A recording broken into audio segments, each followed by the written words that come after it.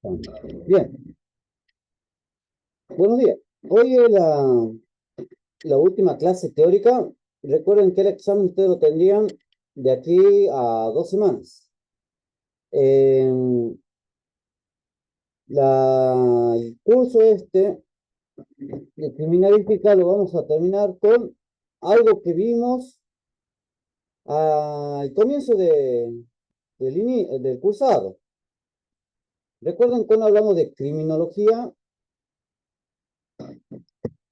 nosotros hicimos una línea conceptual de la vida de una persona.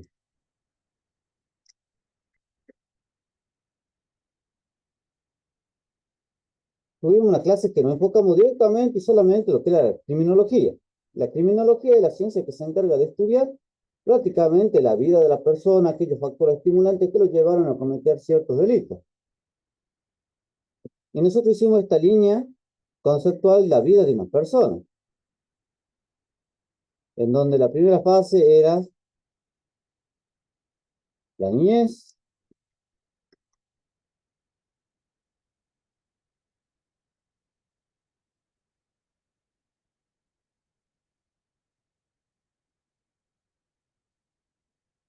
la segunda fase era la adolescencia,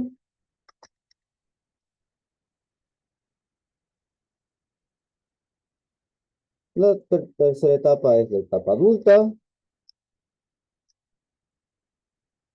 en donde según la etapa de la vida de una persona, van a haber algunos factores estimulantes donde van a intervenir en la vida de la persona. Es decir, en la etapa del niño los principales factores estimulantes son los padres. En la etapa del adolescente, mayormente los factores estimulantes son aquellos entorno, compañeros del secundario o amigos del barrio, ya no son tanto los padres, entonces ya hay otra figura estimulante, otra persona. ¿Por qué? Porque una de las principales preocupaciones de un adolescente es pertenecer a un grupo de personas. Es una de sus prioridades.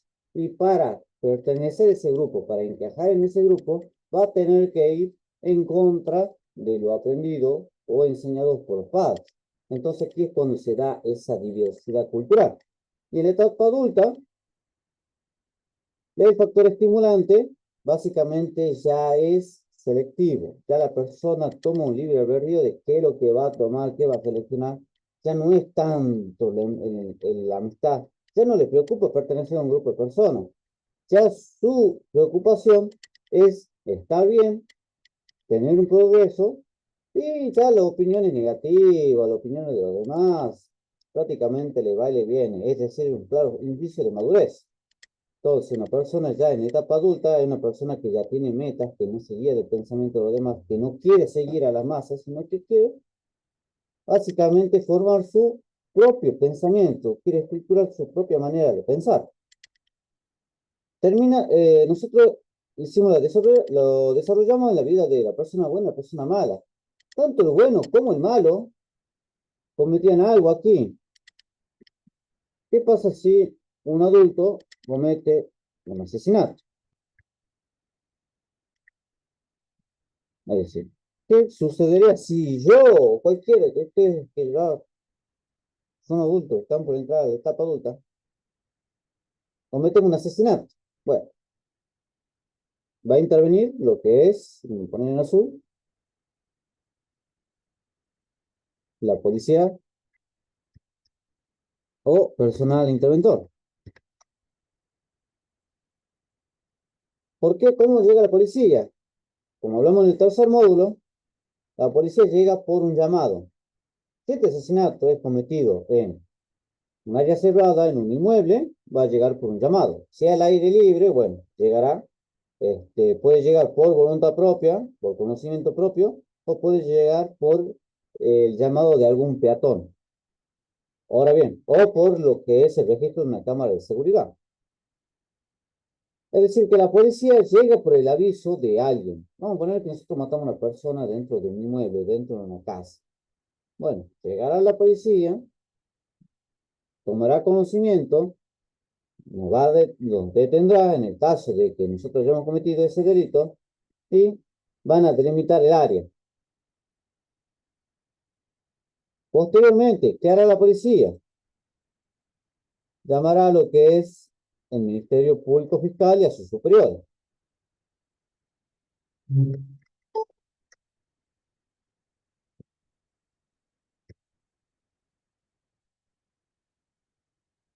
¿Va? O puede llamar a lo que es la central, puede llamar al comisario, pero de manera resumida, terminará llamando a los Ministerios Públicos Fiscal. El Ministerio Público Fiscal tiene que tener un conocimiento de este acontecimiento. Una vez que el Ministerio Público Fiscal llegue y se ve con el escenario en donde ahí se encuentra una presunta víctima, una persona sin vida, en donde hay mancha, hay vaina servida, hay objetos cortopunzantes, hay herramientas que se cree que se cometieron para cometer el homicidio, bueno, van a haber una serie de indicios que tienen que ser documentados, que posteriormente pueden ser convertidos, pueden ser considerados pruebas en un juicio. Entonces, para recolectar toda esa información al momento de llegar al escenario de un presunto crimen, ¿a quién llaman? ¿A quién llamarían? A la policía científica. Así es. Llamarían a la policía científica. Esto es con respecto a las prácticas que ustedes tuvieron. Entonces llegaron ya cuando el Ministerio Público Fiscal los llama a ustedes para que ustedes vayan a recolectar y a documentar los indicios de ese presunto crimen, presunto homicidio, presunto suicidio o accidente. Entonces ustedes, la parte de la práctica, ustedes ya saben cómo es el procedimiento y cómo es el armado de ese informe.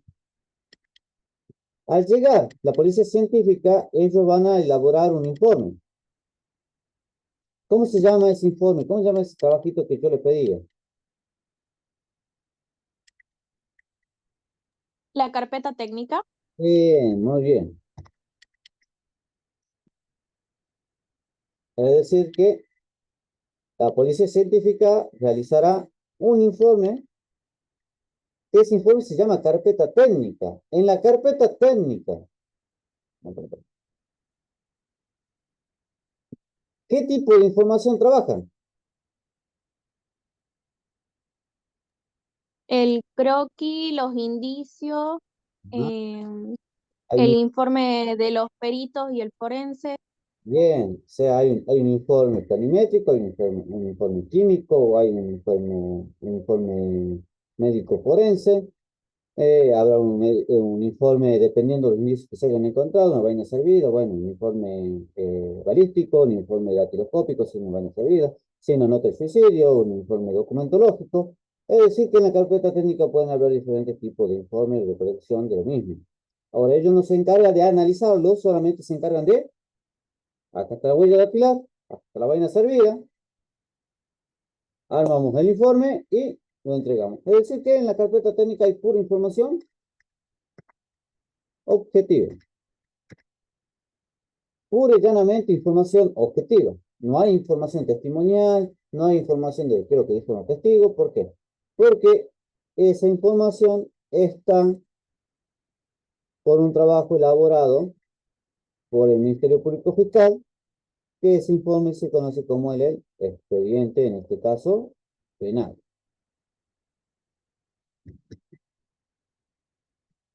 Es el Ministerio Público Fiscal el que trabaja este tipo de informe, el expediente penal. En el expediente penal, aquí sí habrá información, tanto antecedentes penales como si hay llamadas si hay videos, cámaras de seguridad, también estaría juntado lo que es expediente penal. Habrá información médico-legal, habrá información agregada por parte de la querella, por parte de la fiscalía, por parte de la parte acusada. Ahí estará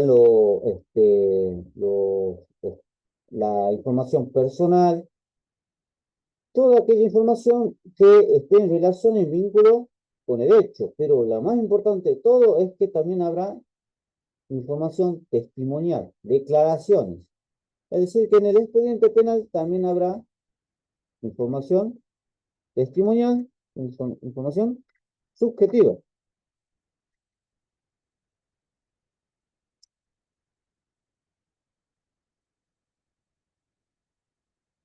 Y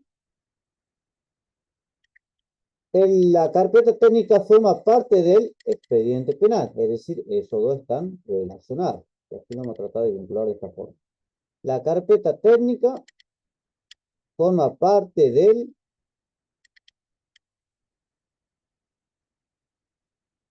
expediente penal. Estos están íntimamente relacionados.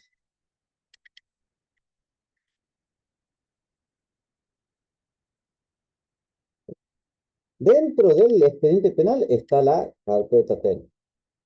Y en el expediente penal hay diferentes tipos de información que están agregados, tanto información testimonial como audiovisual, como los expedientes penales, como el examen toxicológico del presunto agresor y la presunta víctima. Es decir, que al momento de haber un crimen, hay un procedimiento y hay una recolección y recopilación de información. Una vez dado esto, nosotros seremos detenidos. Aquí se me alcanza de paso. Nosotros seremos detenidos y quizás suene un poquito confuso esto, pero no empieza un juicio inmediatamente después.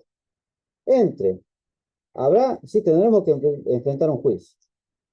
Tendremos que enfrentar un juicio, pero entre el juicio y el asesinato, es decir, entre el hecho y el juzgamiento, hay una etapa muy importante, que esa etapa es una etapa de ofrecimiento de pruebas.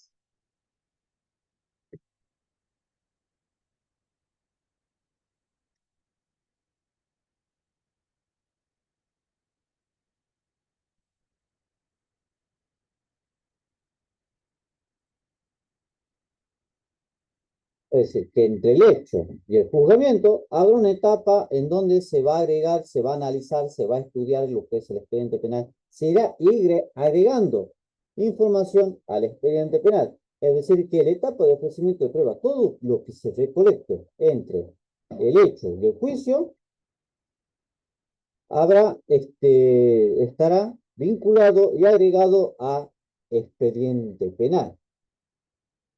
Ahora, ¿quién? Aquí es muy importante esta etapa, porque aquí entraremos en el informe pericial. En esta etapa de ofrecimiento de pruebas, se van a agregar, se van a analizar, se van a solicitar que todo lo recopilado en ese hecho sea ofrecido como prueba. Es decir, con ustedes levantaron una vaina servida, con ustedes sacaron fotografía de una mancha de sangre, la posición cadavérica, de los diferentes tipos de heridas, todo aquello que ustedes recopilaron, algunas cosas van a ser agregadas o van a ser solicitadas para que se agreguen como prueba en ese juicio, y hay otras que no se la agregaría. Es decir, hay algunas que sí y otras que no. Por ejemplo, una de la parte de la fiscalía, la parte de la querella, la parte de la víctima quiere agregar como prueba, quiere que sea aceptada como prueba un objeto cortopunzante, un cuchillo. Bueno, yo como abogado defensor de mi cliente, la persona que cometió el asesinato, digo, no quiero que sea agregado, ¿por qué? Porque fue recolectado a mano desnuda, es decir, que ese objeto cortopulsante tiene una contaminación, por lo tanto no tiene el mismo grado de credibilidad al momento de ser expuesto en un juicio. Entonces yo muestro, planteo mi argumento para que no sea aceptado, entonces el juez puede decir si lo acepto o no lo acepto. Va a depender de muchos de los argumentos de las partes.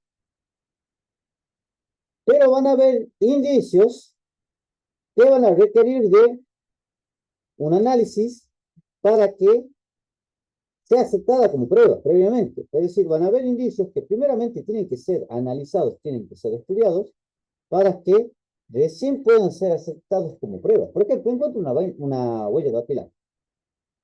En la carpeta técnica está documentada una huella dactilar. Bien. Una parte dice, esa huella dactilar es del asesino. La otra parte dice, esa huella dactilar no es de mi cliente, o no es de tal persona. Es la palabra de uno contra del otro. Bueno, ¿cómo nos quitamos las dudas? ¿Cómo nos quitamos las dudas si esa huella pertenece o no pertenece a tal persona?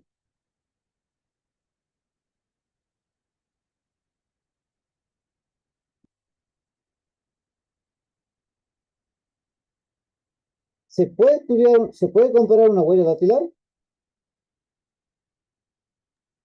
Sí, profe. Sí, se puede. O sea, tenemos la huella dactilar en el lugar del hecho, que es la prueba indubitada. Y la prueba indubitada, ¿cómo conseguimos la prueba indubitada? ¿Con qué la comparamos? ¿Qué es lo que necesito yo para comparar una huella? ¿Es algo que ustedes hicieron? La prueba dactiloscópica, esa la del sellito, Ajá, creo que sí que nos tienen. pintan los dedos, por ejemplo, para comparar. Exactamente.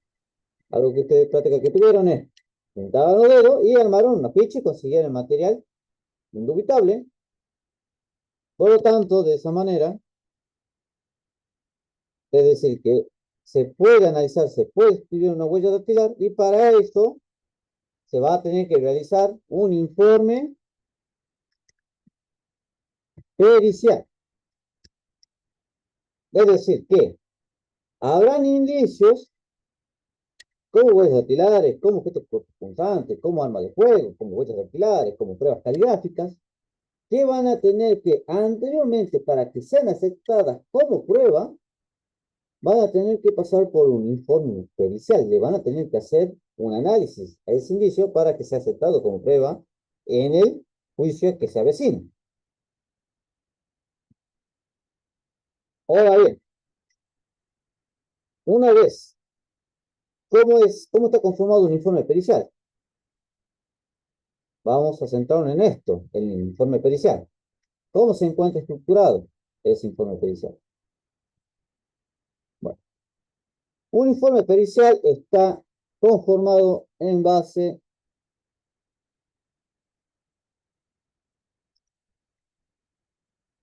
a 5 puntos específicos. Punto número 1, el objeto de la pericia. Es decir, ¿cómo está estructurado un informe pericial? Bueno, un informe pericial está estructurado en 5 pasos, en donde el primero es el objeto de la pericia. ¿A qué se refiere, a qué alude lo que es el objeto de la pericia? Bien. El objeto de la pericia hace referencia a los interrogantes, a las preguntas que me va a dar la duda que me hace surgir o los interrogantes que surgen por medio de ese indicio. Por ejemplo, acá entramos en lo que he debatido en la huella dactilar que encontramos. ¿Cuál es la duda entre las partes? Uno decía, esa huella es del asesino. Y el otro abogado decía, no, esa huella no es de mi cliente. Es decir, se estaban peleando entre los dos diciendo, es así, y el otro decía que no es. Bueno, entonces no tenemos que quitar la duda. En el informe pericial vamos a formular la siguiente pregunta. Si la huella encontrada en el lugar del hecho pertenece a tal persona.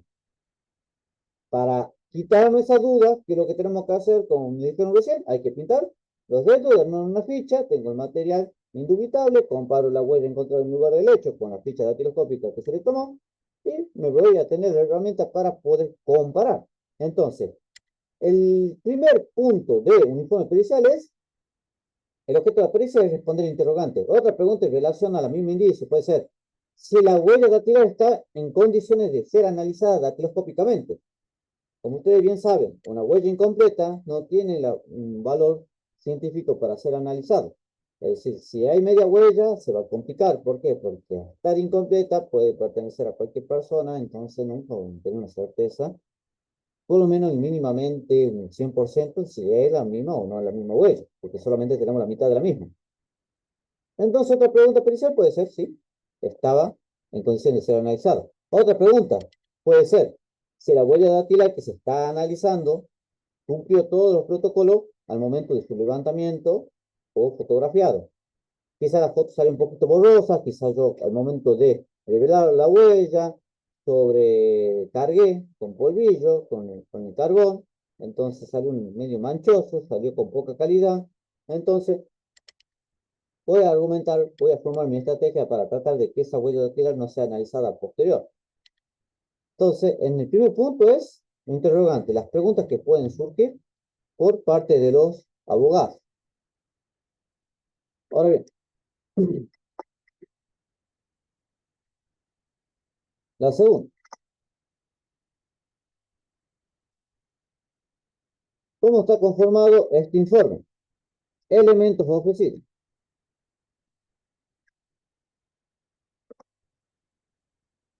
En el segundo punto de un informe pericial en elementos ofrecidos, yo voy a detallar qué me dieron a mí para trabajar. Básicamente, a mí me dan para trabajar, volviendo a esto, la carpeta técnica. A mí lo que me dan para trabajar, para responder los interrogantes, es la carpeta técnica. En la carpeta técnica se encontrará esa huella dactilar, entonces yo sacaré la información dentro de lo que es la carpeta técnica. Y también me van a ofrecer el material indubitable, que es la ficha datiloscópica. La ficha que ustedes armaron en clases, esa ficha también será ofrecida como elemento probatorio o elemento para trabajar, para responder esta serie de preguntas. Es decir, que yo en el elemento ofrecido voy a detallar todo lo que me dieron a mí para trabajar, para responder los interrogantes. Vamos al tercer punto. El tercer punto se trata sobre fundamento científico.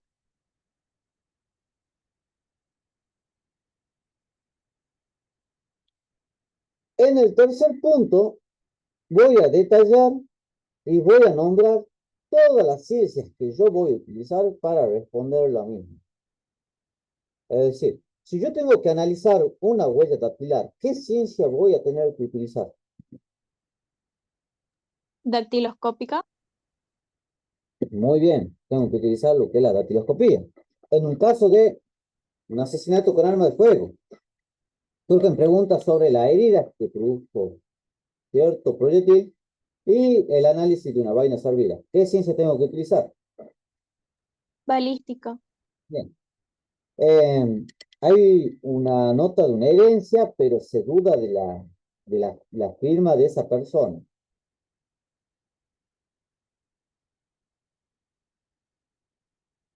¿Qué ciencia utiliza para estudiar una firma?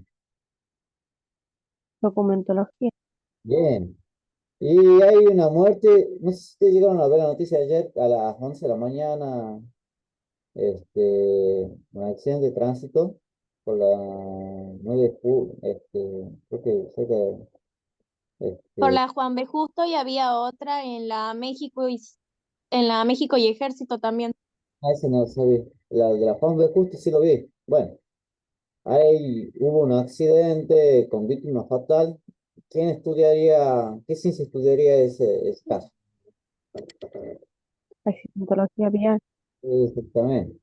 Es decir, que para estudiar un hecho, un indicio en particular, yo tengo que nombrar la ciencia que voy a aplicar para estudiar eso. En el caso del accidente de tránsito que estaba nombrando ayer, perdón, el caso del accidente que ocurrió ayer, ahí se va a utilizar lo que es la accidentología vial, lo que es la planimetría, se va a tener que utilizar lo que es la física, también se va a tener que utilizar lo que es la pericia mecánica, también se va a tener que estudiar lo que recurrir a lo que es la mecánica del automotor para conseguir todas aquellas ciencias que van y tienen una relación con el hecho. En el caso de documentología, bueno, no hay mucho, digamos, solamente se va a aplicar lo que es la documentología. En el caso de balística, si se habla sobre la herida que puede producir un cierto proyectil, bueno, se va a tener que recurrir a la medicina legal, a la medicina forense, a la balística. También se va a tener que recurrir a lo que es la física. Es decir, que dependiendo de la complejidad del indicio que yo estoy trabajando, voy a tener que recurrir a cierto tipo de ciencias, en donde en el fundamento científico yo voy a ir detallando las ciencias que voy a ir aplicando para responder ese interrogante. ¿Qué sucede si yo no nombro las ciencias que estoy utilizando para responder esta pregunta? Bueno, me lo pueden invalidar. Por ejemplo, este, ponemos como objeto de la pericia, una de las preguntas importantes del proyecto es, vamos a poner, relacionarlo con el accidente que ocurrió ayer. ¿A qué velocidad venía circulando la motocicleta? Ustedes saben que ya venía a altísima velocidad. Una pregunta. Bueno, entonces, yo hago todos los cálculos, hago todo lo que es la parte planimétrica, excelente los cálculos, y ahora me pregunta, ¿qué ciencia utilizo yo para realizar los cálculos de velocidad?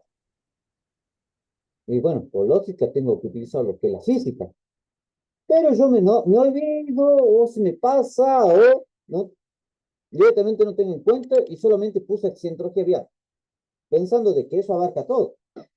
Y no, la accidentología vial solamente abarca una parte.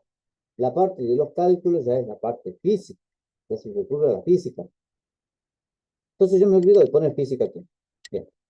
Al momento de hacer los cálculos, el abogado de parte, el abogado de la otra parte, puede decir, no quiero que sean aceptados esos cálculos de velocidad. ¿Por qué? Porque en el tercer punto, en el fundamento científico, nunca aclaró qué ciencia utilizó para responder a esos cálculos.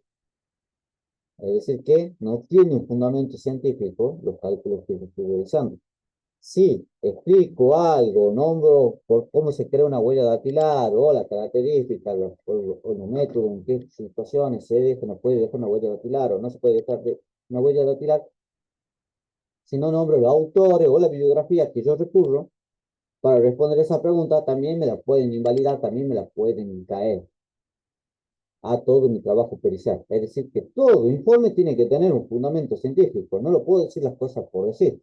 Tiene que tener un sostén científico, tiene que tener es avalado por una comunidad científica para que sea aceptado mi informe. En el cuarto punto, se trata sobre operaciones realizadas.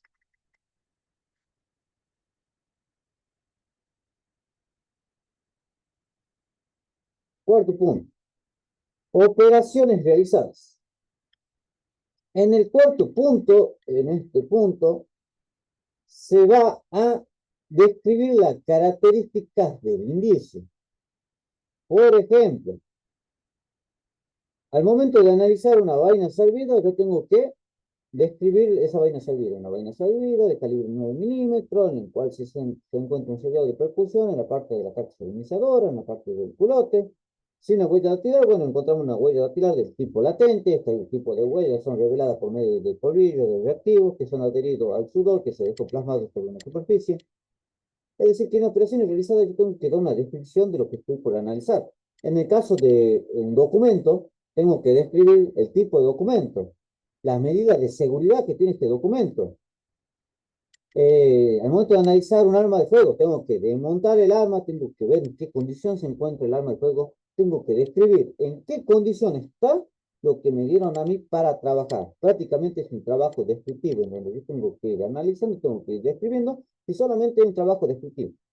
En el caso de un accidente de tránsito, tengo que describir el tipo de calzada, el tipo de iluminación, las señalizaciones, la situación climatológica, el horario, el fluido del tránsito. Tengo que dar una descripción de cómo está ese espacio al momento de donde ocurrió el siniestro o accidente vial. Es decir, que dependiendo el tipo de indicio o hecho que estoy analizando, tengo que en este punto describir parte de ese indicio o esa prueba o esa situación o ese escenario donde ocurrió el accidente de tránsito o el homicidio con arma de fuego o donde ocurrió el robo y se dejó una huella dactilar. Voy a tener que describir todas aquellas situaciones. Ahora, en el punto número 5, vamos a partir con el último que se llama conclusiones, que para mí en particular, de todo el que menos, no tiene mucho sentido el nombre que le dieron como conclusión. Bien, antes de entrar en el quinto punto, el punto número 5 que se llama conclusiones, vamos a repasar. El punto número 1 es responder interrogantes. Son una serie de preguntas. El primer punto es una serie de preguntas. En el punto número 2, solamente tengo que nombrar lo que me dieron a mí para trabajar, que es la carpeta técnica y aquellos indicios, pruebas o trabajo, documentos que me dieron a mí para comparar, por ejemplo, bien, si tengo que comprar una vaina servida, tengo que tener material indubitable, se tiene que realizar una serie de disparos, si yo tengo el material dubitado, el material indubitado para realizar el cotejo. En caso de accidentología vial, bueno, me tienen que dar el troque, me tienen que dar la carpeta técnica, me tienen que dar el informe mecánico de los vehículos, es decir, que me van a necesitar una serie de elementos para poder trabajar y responder las preguntas. En el fundamento científico solamente tengo que nombrar el tipo de ciencias que yo voy a utilizar para responder a aquellos interrogantes. En cuarto punto, en operaciones realizadas, voy a describir las condiciones de los indicios o del informe o de del escenario donde ocurrió el hecho. Es decir, que solamente voy a describir en qué condición está lo que me están dando a mí para trabajar, para realizar mi informe pericial. Hasta el momento, hasta el cuarto punto, yo no respondí ninguna pregunta. Nada. No respondí absolutamente nada. ¿Dónde respondo las preguntas que me dieron aquí en el primer punto? Porque hasta el momento yo no respondí nada. En las preguntas solamente las voy a responder al último, en conclusiones. Aquí, en conclusiones, voy a responder todos los interrogantes. Por ejemplo, si me preguntaron si la huella dactilar pertenece a cierta persona. Bueno, aquí en conclusiones recién voy a responder esa pregunta. Primeramente voy a hacer un análisis comparativo, voy a hacer un cotejo entre la huella dubitada y la huella indubitada, y por medio de la localización de los puntos característicos, yo puedo tener un principio de certeza si pertenece o no pertenece a cierta persona, o si la huella dactilar que se encuentra en el lugar del hecho es la misma huella que se encuentra en la ficha dactiloscópica. Ese sería un ejemplo. Otra pregunta, ¿qué velocidad viene circulando el vehículo interviniente? Bueno, en conclusiones voy a realizar los cálculos de velocidad y voy a demostrar que las personas venían circulando a cierta velocidad. Es decir, que en conclusiones yo voy a detallar y recién voy a responder las preguntas. Una vez que haya respondido todas las preguntas, yo aquí estaría finalizando mi informe. ¿Cómo se finaliza el informe? Bueno, al momento de finalizar el informe, se aclaran dos puntos. Uno, que el informe fue entregado en tiempo y forma y que se tenga en cuenta los honorarios. Si yo no pongo eso, que se tenga en cuenta los honorarios, bueno, se entiende que yo al informe lo estoy haciendo ad honor, es decir, lo estoy haciendo gratis. Una vez finalizado el informe, aclarar estos puntos, más que nada, principalmente tengo que poner que el informe fue entregado en tiempo y forma. Tengo que aclarar, también lo tengo que sellar con una palabrita al finalizar el informe, que esa palabrita puede ser, se hará justicia. Otra palabrita parecida puede ser, por el Santo Evangelio, que se hará justicia. O la última, se cierra el informe poniendo justicia. La mayoría lo cierra el informe poniendo la palabrita solamente justicia. Es como una formalidad, una manera, digamos, de cerrarlo a este informe pericial. Ahora bien, este informe pericial, ¿cuántas personas pueden participar en la conformación de un informe pericial? Bueno, para la conformación de un informe pericial pueden participar dos personas, dos tipos de profesionales.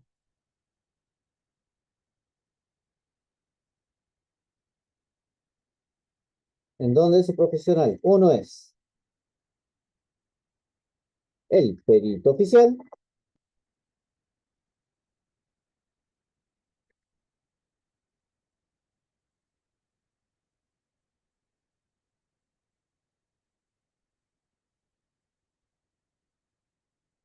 y el otro es el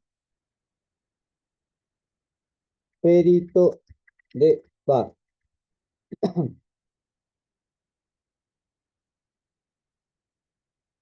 El perito oficial es un perito que es llamado por sorteo. Prácticamente al momento de que hay un juicio, bien, antes hay que analizar esta huella dactilar. Aquí llamamos, y bueno, llamemos por sorteo un perito. Se llama, sale bolillero, 87 el perito fulano, bien, sale el perito fulano, se lo va a citar y le van a dar, bien, tenés que responderme. Si yo no me siento en capacidad, no me siento con la confianza suficiente, el conocimiento suficiente para responder para revisar ese informe pericial, lo puedo denegar diciendo, no, no estoy en condiciones, no me siento bien, no me siento capacitado para realizar este trabajo, entonces en caso de que yo no lo acepte, tengo que argumentar por qué. En el caso que lo acepte, tengo que decir, bueno, sí, lo voy a tomar. Y yo voy a ser el perito oficial de ese caso. Y luego está el perito de parte. El perito de parte es un perito que prácticamente es llamado por los abogados. El oficial es llamado por el juez y el perito de parte es llamado por los abogados. Los abogados llaman a un perito para que intervengan y ellos mismos justamente sean y analicen esa misma huella dactilar. Lógicamente que al haber diferentes tipos de peritos, no van a llegar a una conclusión definitiva, o si llegan a una conclusión, bueno, esos informes van a tomar mayor relevancia. Una vez que se ha entregado este informe pericial, recién ese informe pericial va a ser presentado en el juicio como una prueba. El informe pericial es otro tipo de prueba, en donde en ese juicio va a tener un proceso judicial en donde se analizará, se va a debatir ese informe pericial y por medio de las pruebas ofrecidas, audiovisuales, audio, captura de pantalla, teléfonos peritados, informes testimoniales, es decir, por medio de todo lo que está dentro del expediente penal, todo lo que se ofreció para el análisis, para el estudio de ese caso, de cómo ocurrió este asesinato, se va a dar una sentencia. La sentencia es en base a las pruebas ofrecidas. Bien, mira, es tanta cantidad de pruebas que te están vinculando con el hecho, como tantas pruebas que están presentando su duda. No sabemos su procedencia, no sabemos la calidad, no sé, es una prueba, bien, si bien hay pruebas que te están vinculando, pero estas pruebas están contaminadas, fueron mal recolectadas, fueron mal documentadas, por lo tanto no se puede darte una sentencia o no la aceptamos como prueba justamente por la falta de veracidad que da la misma.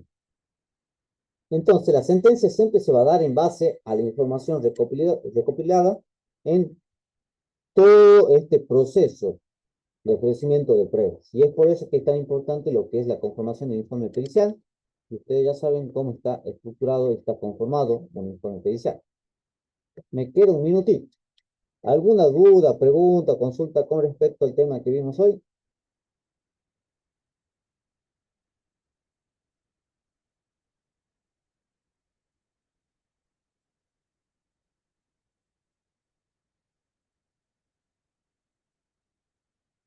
Bueno, pareciera que no. Bueno, entonces, estaríamos quedando hasta aquí. Ustedes ya saben. Traten de, ahora esta clase va a quedar grabada, ya enseguida la estoy subiendo a YouTube, le estaría pasando el link, espero que esta vez se suba rápido. Recuerden, la clase que viene no tienen, el próximo lunes no tienen clase, tienen clase la otra semana. Nos estaremos viendo entonces para el examen final de aquí a 2 semanas. Que tengan una linda tarde. Igualmente, profe, muchas gracias. No, ustedes, que estén muy bien.